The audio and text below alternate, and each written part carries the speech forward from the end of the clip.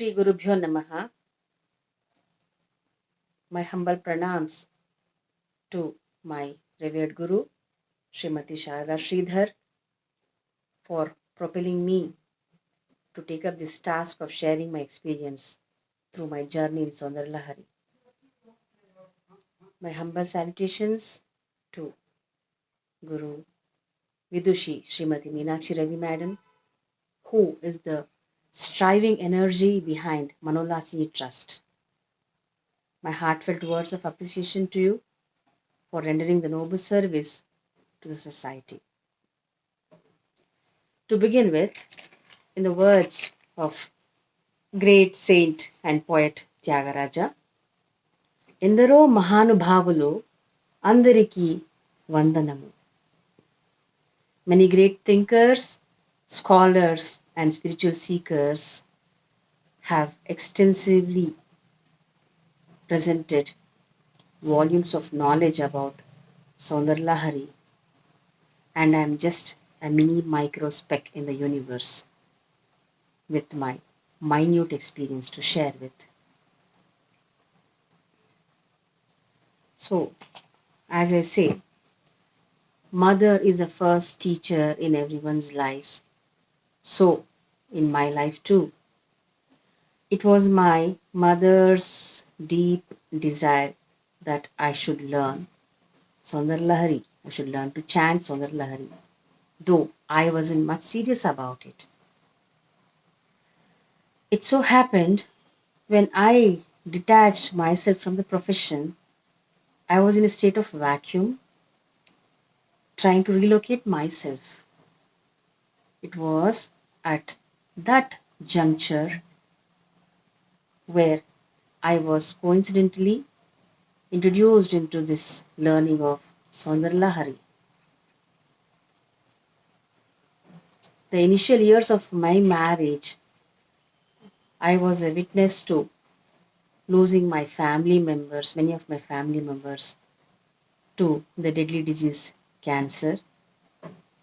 So the fear of me always worrying about how to protect my children, how to keep my children safe and secure, how to keep my husband safe and secure was always bothering me, lurking deep within my mind.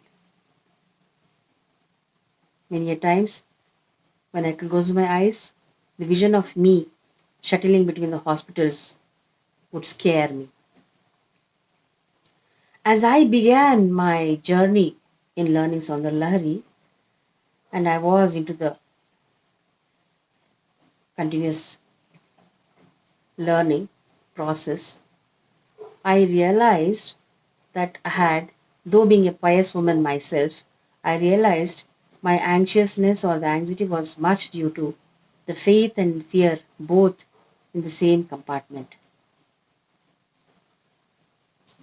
It was evident faith and fear should never be kept together. So once I realized, faith took a greater seat in my life. From then on, all those degrees which I had accumulated before stepping into this learning of Saundaryalahari and the new learning helped me to connect with both of them. It started getting interrelated. I could merge my previous knowledge with the present knowledge and enjoy my learning process because I do believe learning is more happier when there's no fear in mind. And my way of thinking changed. I could see things beyond what I could see, beyond the vision. I could think beyond what I could perceive, and I could accept things more in reality. Two verses are always very close to my heart. त्वदन्यः पाणिभ्याम् अभयवरदो दैवतगणः त्वमेका नैवासि प्रकटितवराभीत्यभिनया भयात् त्रातुं दातुं फलमपि च वाञ्छासमधिकं शरण्ये लोकानां तव हि चरणावेव निपुणो. The fourth verse. The inner essence being,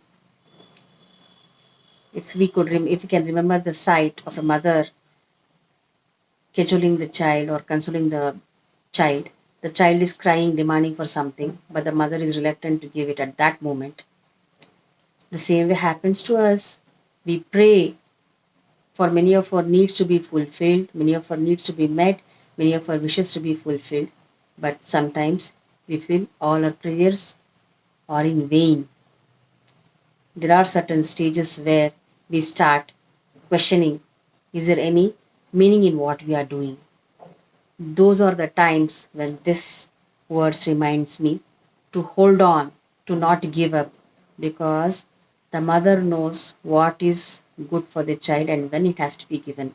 She knows the right timing and she gives it in an appropriate time where we are eligible enough to value it and appreciate it and nurture it.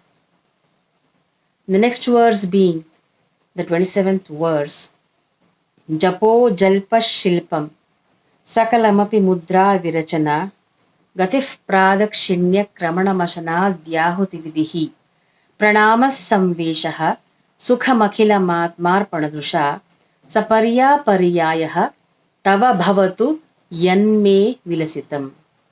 In the words of Shankar Bhavat Pada Adi Shankaracharya, let all the actions of mine be the mudras invoking your grace. Let all the words I utter be the hymns and praises for you, and all the postures, whether it is sleeping, sitting, standing, be the postures of prostrating you, circumambulating you, O Mother. So I would say it calls for the total surrenderance at her feet. Once we are in total surrenderance, she dwells in our Icha Shakti, Jnana Shakti, Vak Shakti.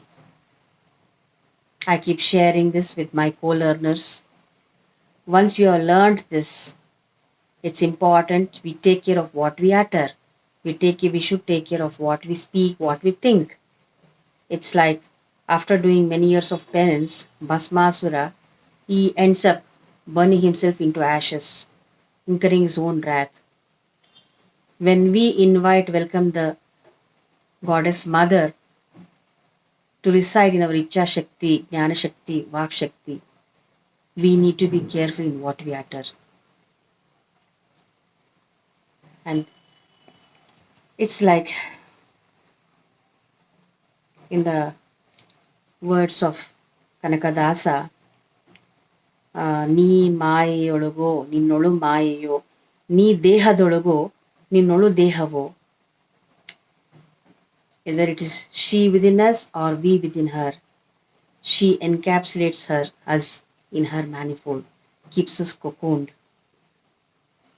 It's like, as I said, the wonderful gurus in my life have helped me to shape my process of thinking and become a better personality. It's like it reminds me of the Totakashtakam, where Adi Shankaracharya's divine glance on his disciple Giri, enables him to become a great poet, and he comes reciting the verse of Totakashtakam. So, such is the grace of all the gurus in my life, whom the goddess has bestowed upon me. And here today I end up my modest journey in the simple words through the concluding prayer. Pradeepa Jwalabhi Divasakara Neerajana Vidhi Sudha Sutesh Chandro Palajalala Vairarghya Rachana Swakiyai Rambhobihi Salila Nidhi Sauhitya Karanam Tvadiya Bhirvagbihi Tavajanani Vacham Stutiriyam Tavajanani Vacham Stutiriyam. Down the lane, I could never anticipate myself that one day I would be expressing my words of gratitude to the Divine Mother. And today here, the grace of Gurus, I've been able to express my words of gratitude to my journey of Saundaryalahari. Shri Gurubhyo Namaha.